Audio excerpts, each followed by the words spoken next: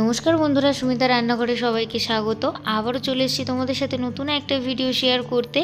আজ তোমাদের সাথে শেয়ার করব হাতে মাখা বড়ির রেসিপি। একবার হলেও বাড়িতে অবশ্যই ট্রাই করে দেখো। যারা বড়ি খেতে পছন্দ করো তাদের জন্য একদম পারফেক্ট একটা রেসিপি। আর এই রেসিপিটা একবার বাড়িতে না বানালে বুঝতেই পারবে না বড়ি দিয়েও এত সুন্দর একটা রেসিপি হয়।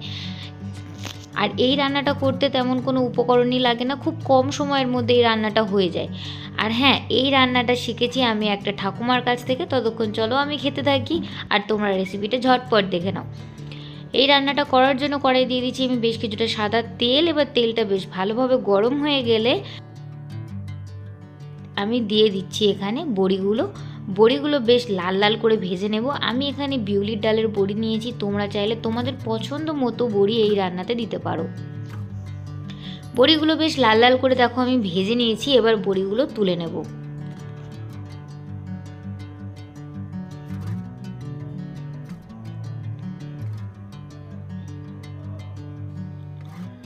বড়িগুলো তুলে নিয়েছি আমি। ততক্ষণ আমি প্যানেতে এই রান্নার জন্য একটা মশলা বানিয়ে নেব। তার জন্য কড়াইতে দিয়ে দিচ্ছি অল্প করে সর্ষের তেল, আর দিচ্ছি কুচানো কিছুটা পেঁয়াজ, আর কয়েক কোয়া রসুন, আর দিচ্ছি কাঁচা পাকা লঙ্কা, আর 1 চামচের মতো গোটা জিরে। এই উপকরণগুলো একবার ভালো করে আমি লাল লাল করে ভেজে নেব।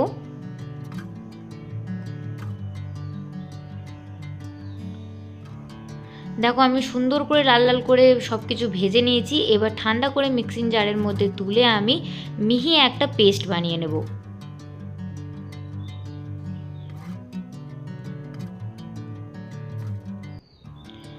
এবারে আর কোনো ঝামেলাই নেই এই রান্নাটা করার জন্য। আমি ওই প্যানের মধ্যেই ভেজে রাখা বড়িগুলো দিয়ে দিয়েছি। এবার দিয়ে দিচ্ছি বেশ কিছুটা পেঁয়াজ কুচি। আর এই রান্নাতে তোমরা যদি বেশি পেঁয়াজ খেতে পছন্দ করো তাহলে একদম চোখ বন্ধ করে দিয়ে দেবে। পেঁয়াজ দিলে বেশি করে এই রান্নাটা খেতে দুর্দান্ত লাগে।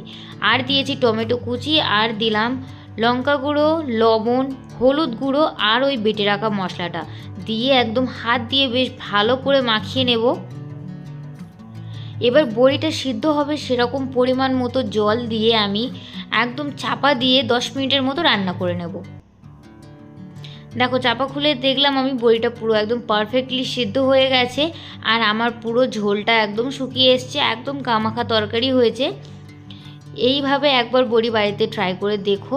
একদম গরম গরম ভাতের সাথে খেতে না জাস্ট দুর্দান্ত লাগবে। আর আমার এই ভিডিওটি যদি ভালো লাগে তাহলে like, comment, share and subscribe করতে ভুলো না। আবারও দেখা হবে নতুন কোনো ভিডিওর সাথে। ততক্ষণ সবাই সুস্থ থাকবেন, ভালো থাকবেন। ধন্যবাদ।